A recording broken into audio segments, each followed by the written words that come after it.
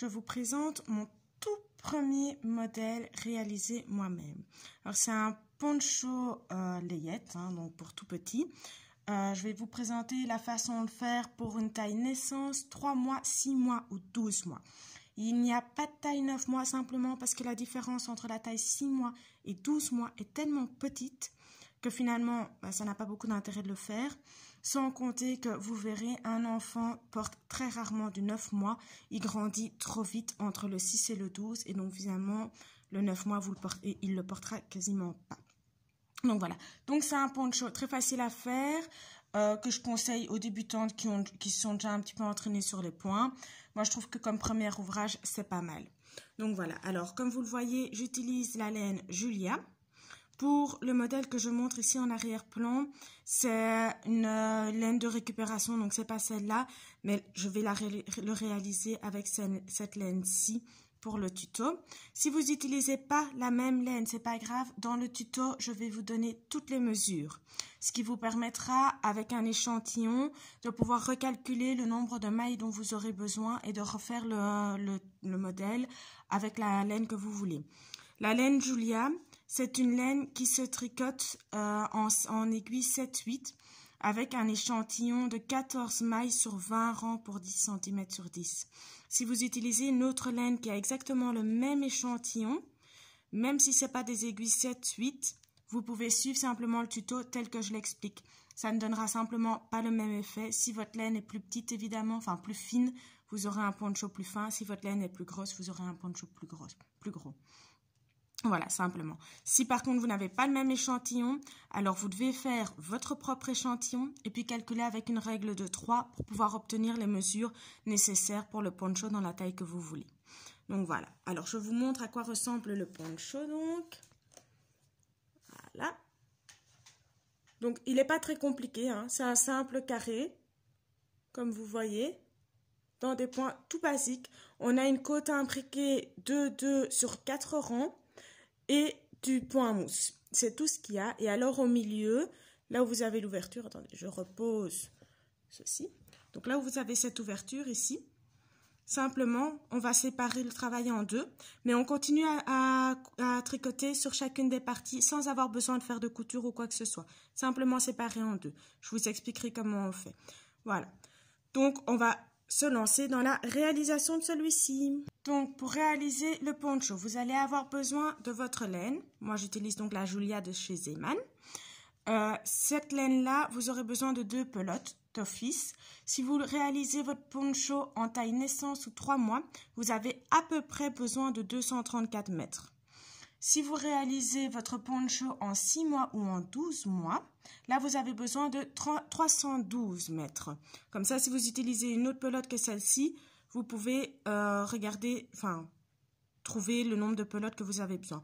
Simplement, donc, vous devez regarder le métrage qui est marqué sur votre pelote et calculer combien de pelotes vous avez besoin pour arriver à 234 ou à 312 selon la mesure que vous voulez. Donc, voilà, assez simple à faire. Vous avez besoin d'aiguille numéro 7. Si vous utilisez évidemment la même pelote que moi. Ici, moi, j'ai 2 aiguilles différentes parce que j'ai cassé une de mes aiguilles. Comme j'ai 50 millions d'aiguilles, ça revient au même. Et une petite épingle de sûreté, enfin une grande épingle de sûreté. Moi, j'utilise ces épingles-ci pour pouvoir mettre mes mailles sur le côté. Je vous conseille d'utiliser ce même type d'épingle-là parce qu'elles sont très pratiques pour pouvoir séparer vos mailles et pouvoir travailler que sur une partie d'entre elles. Alors, pour réaliser le poncho, moi je vais le réaliser en 3 mois, mais vous inquiétez pas, je vais vous donner les mesures pour toutes les tailles. Alors, je vais enlever le zoom. Voilà, comme ça vous verrez comme il faut. Donc, vous prenez votre aiguille et votre laine. Je vais déjà tirer un petit peu de laine de ma pelote. C'est une pelote que j'ai déjà utilisée, donc elle est un petit peu emmêlée sur elle-même. Voilà. On va monter les mailles donc sur notre aiguille. Si vous faites une taille naissance, ce que moi je vais faire ici, vous devez monter 52 mailles. Ou, dans le cas où vous n'utilisez pas la même laine que moi, vous devez monter le nombre de mailles nécessaires pour avoir 37 cm de largeur.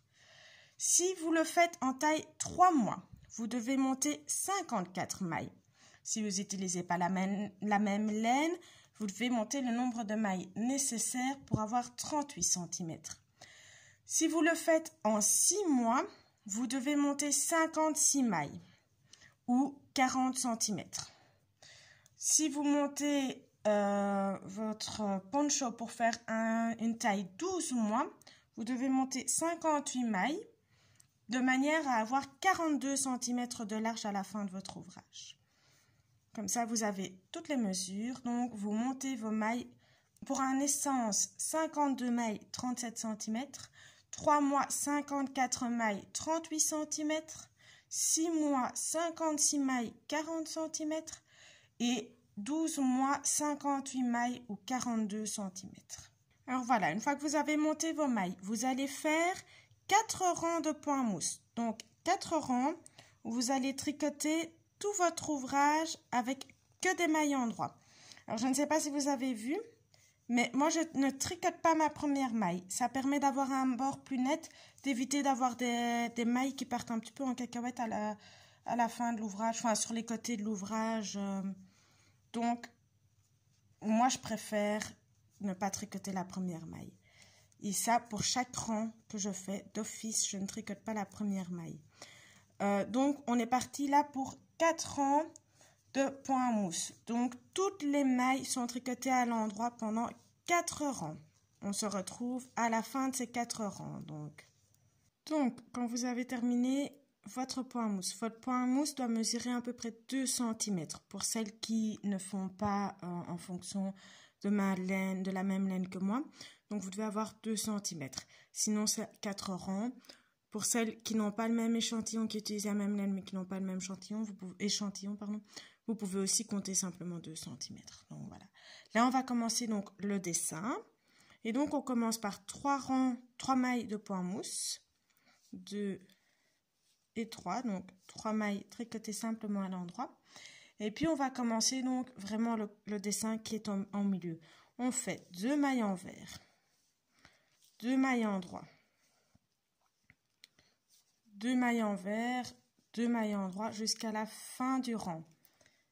Et normalement, on fera ça sur 4 rangs. Donc, 2 mailles envers, 2 mailles endroit. Au rang suivant, je vous explique la petite astuce pour que vous n'ayez pas une faute dans votre dessin. Et alors, vous faites donc 2 mailles envers, 2 mailles endroit. Jusqu'à 3 mailles de la fin du rang. Les 3 dernières mailles se tricotent toujours à l'endroit. Et donc, vous terminez vos mailles envers, vos mailles endroit. Et les 3 dernières mailles, vous n'oubliez pas de les faire à l'endroit. D'office, sur tout votre travail, vos 3 dernières mailles sont d'office des mailles tricotées à l'endroit. Vous tournez votre travail. Vous faites vos 3 mailles à l'endroit, donc les 3 premières et les 3 dernières d'office à l'endroit. Et puis vous tricotez les mailles comme elles arrivent. Donc ce sera 2 mailles à l'endroit pour commencer. Parce que vous voyez bien, là c'est une maille endroit. Et puis vous voyez que les suivantes, du coup, c'est des mailles envers. Donc 2 mailles envers. Et vous alternez de nouveau 2 mailles endroit, 2 mailles envers jusqu'à la fin du rang. Attention, n'oubliez pas, les 3 dernières mailles, vous les faites d'office toutes les 3 à l'endroit. Si vous avez monté le bon nombre de mailles, vous arrivez à un dessin qui est tout à fait cohérent. Vous aurez toujours des groupes de 2 mailles avec 3 mailles à l'endroit et 3 mailles à l'envers, 3 mailles à l'endroit au début, 3 mailles à l'endroit à la fin. Si vous montez le nombre de mailles dont vous avez besoin parce que vous n'utilisez pas la même laine, rajouter ou enlever une maille si jamais le nombre de mailles que vous devez monter est un nombre impair, parce qu'il vous faut toujours un nombre pair de mailles pour pouvoir avoir le dessin correct. Et donc on arrive à la fin, on a 2 mailles endroit suivi de 3 mailles endroit. Même si les dernières mailles sont à l'endroit, vous faites quand même ces 3 mailles là à l'endroit d'office. Ça vous en fait 5 du coup à l'endroit. Vous tournez le travail et on recommence de la même manière. On tricote comme les mailles se présentent. Donc, on fait nos 3 mailles à l'endroit. Suivi ici donc de 2 mailles à l'envers. Et vous allez tricoter comme les mailles se présentent jusqu'à la fin de votre rang, jusqu'à 3 mailles de la fin. Les 3 dernières mailles sont d'office à l'endroit.